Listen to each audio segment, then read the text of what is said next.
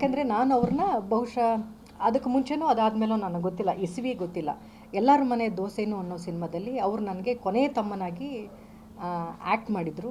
ಅದರಲ್ಲಿ ಅವರು ವಿಲನ್ನು, ನಮಗೆ 4-5 ಜನ ಅಕ್ಕ ತಂಗಿರು ನಾವು, ಆ ಥರದ್ದು ಒಂದು ಕತೆ.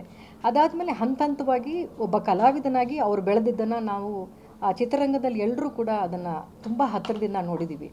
ಈ ಒಂದು ಸಿನಿಮಾ, ಆ ಸಿನಿಮಾ ಕತೆ ಅಥವಾ ಆ ಯಂಗ್ಸ್ಟರ್ಸ್ಗೆ ಆವಾಗ ಆ ಸಿನಿಮಾ ಮೆಜೆಸ್ಟಿಕ್ ಸಿನಿಮಾ ಇಷ್ಟ ಆಗಿದ್ದ ರೀತಿ, ಅದರಲ್ಲಿರೋ ಹಾಡುಗಳು ಇವತ್ತಿಗೂ ಕೂಡ ಜನ ಆ ಹಾಡು ಕೇಳಿದ್ರೆ ಎದ್ದು ನಿಂತ್ಕೊಂಡು ಎಲ್ಲರೂ ಕೂಡ ಖುಷಿ ಪಡುವಂಥ ಹಾಡುಗಳು ಆ ಸಿನಿಮಾದಲ್ಲಿ. ಬಹುಶಃ ಇವರು ಕೂಡ ಅದೇ ಥರದ ಪ್ಲ್ಯಾನ್ಗಳು ಮಾಡ್ಕೊಂಡಿದ್ದಾರೆ ಅಂತ ಅನಿಸುತ್ತೆ. ಮೆಜೆಸ್ಟಿಕ್ ಸಿನಿಮಾ ಇಡೀ ಇಂಡಸ್ಟ್ರಿಲೇ ಒಂದು ಹೊಸತನವನ್ನು ಕೊಟ್ಟಂಥ ಸಿನಿಮಾ, ಒಬ್ಬ ಹೀರೋವನ್ನು ಕೊಟ್ಟಂಥ ಸಿನಿಮಾ. ಈ ಸಿನಿಮಾದಲ್ಲೂ ಅದು ಮರುಕಳಿಸ್ಲಿ ಅನ್ನೋದು ನನ್ನ ಆಸೆ. ಈ ಸಿನಿಮಾ ಮೂಲಕ ಇನ್ನೊಬ್ಬ ನಾಯಕ ನಟ ಇಂಡಸ್ಟ್ರಿಗೆ ಬರಲಿ ಅನ್ನೋದು ನನ್ನ ಆಸೆ. ಗ್ಯಾರಂಟಿ ನ್ಯೂಸ್, ಸುದ್ದಿ ಖಚಿತ, ನ್ಯಾಯ ನಿಶ್ಚಿತ.